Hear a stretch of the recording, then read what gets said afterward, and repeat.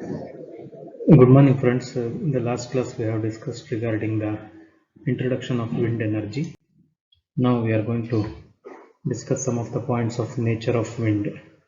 Here, the circulation of air in the atmosphere is caused by non-uniform heating of Earth's surface by the sun.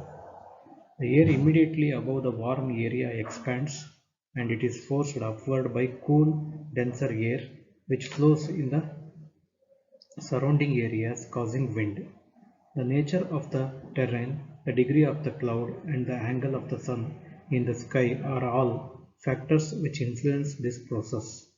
In general, during the day, the air above the land mass tends to heat up more rapidly than the air over water. In coastal regions, this manifests itself in a strong onshore wind.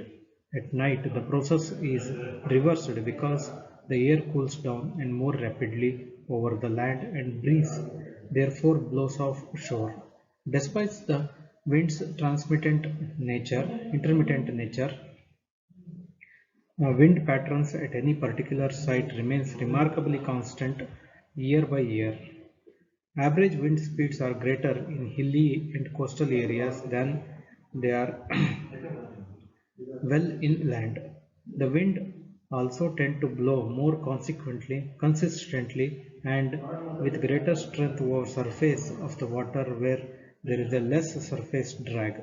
So in general, wherever there is a friction or a uneven surface, there will be wind lesser velocity, and wherever there is a uh, smooth surface, the average wind speeds are high. So and also in the hilly and coastal areas, the wind speeds are comparatively high. So we have an important derivation, that is the power in the wind. Wind possesses energy by virtue of its motion. Any device capable of slowing down the mass of the moving air, like the sail or the propeller, can extract a part of wind energy and convert it into useful work.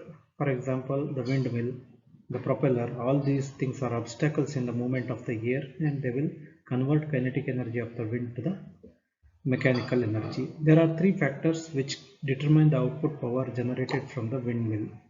So they are wind speed, cross section of wind swept by rotor, and the overall conversion efficiency of rotor, transmission system, and generator or pump. Energy generated in the wind would have to be brought to halt and would prevent the passage of more air through the rotor. The most important is that it is possible for the rotor to decelerate the whole horizontal column of the intercepted air to about one-third of its free velocity.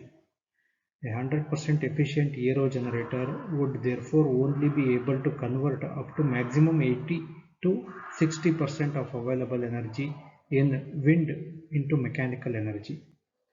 A well-designed blades will typically extract 70% of the theoretical maximum, but losses incurred in the gearbox, transmission system, and gear generator or pump could decrease overall wind turbine efficiency up to 35% or less. Now these are the calculations for the power. The wind power in the air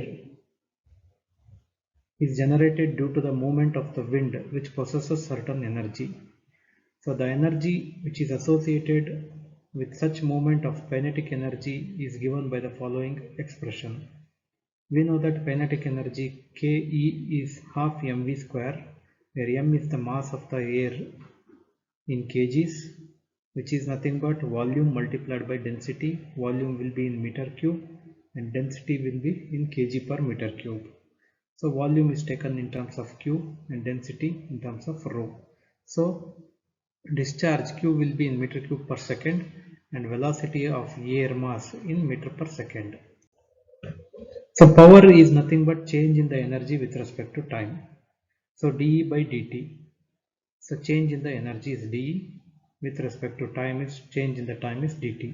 So dE is nothing but kinetic energy, that is half mv square, substituted in this equation. Next, half, if I take it outside, half into d by dt of mv square. M is nothing but rho into q, rho q into v square. So rho is again constant, therefore half into rho into dq by dt into v square. And here dq by dt is equal to rate of discharge, so that is meter cube per second, which is equal to area meter square into velocity meter per second, that is area into velocity, where A is the area of cross section of blade movement in meter square. So power is therefore half into rho A B cube, half into rho, area is nothing but swept area, that is pi d square by 4, d is the diameter of the wind rotor, v is the velocity, which is nothing but in a simplified form p is equal to 1 by 8 pi rho d square v cube.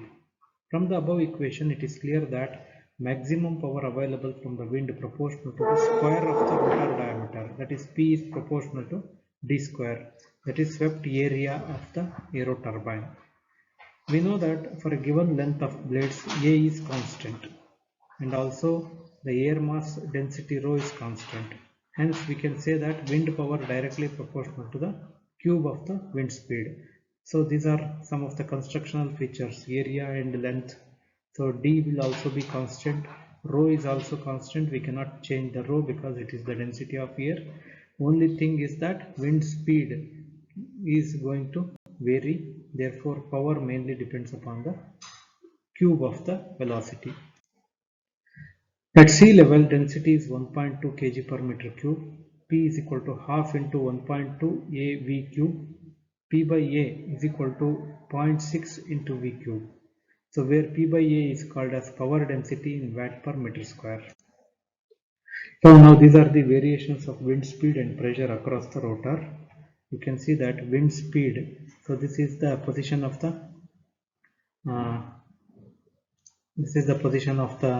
rotor. Here the wind speed is very much high before it hits the blades, and once it hits the blades, wind speed gradually reduces, and after some time a wake will be generated, and then a free wind will be again having the velocity which is almost equivalent to the free wind velocity. Now at this point of rotor, you can see the pressure variations. The pressure before the wind blade is atmospheric pressure. This pressure gradually rises and reaches maximum at the rotor, drops suddenly when it passes through the rotor, and gradually again gains some pressure, and after some distance behind the rotor it again reaches the ambient pressure. So these are the wind speed and pressure variations across the rotor. Now in this figure, the variation of the velocity and pressure of the wind across the rotor is shown. So because the rotor absorbs energy from the wind passing through it, the wind speed drops to its lowest level in the rotor wake. At the distance from the rotor, the wind takes up speed from the ambient atmospheric air. This is what we have discussed. However, as the wind reaches the rotor, pressure rises first, then falls as energy delta P transferred to the rotor. Finally, the pressure also increases above the air pressure. Wind power is calculated as the product of wind speed, pressure drop. The higher the wind speed and pressure drop, the better is the rotor power. However, for a given free wind speed, as the velocity increases, the pressure rises first, peaks and then falls. As a consequence, there is a maximum value of rotor power for a given free wind speed. So this is what the expression or derivation of the power in the wind. So in the next class we will discuss the coefficient of wind and the coefficient of performance of the blades. Okay, so with this a short video I will conclude for this derivation. Hope you understand this one and kindly go through the notes. Thank you.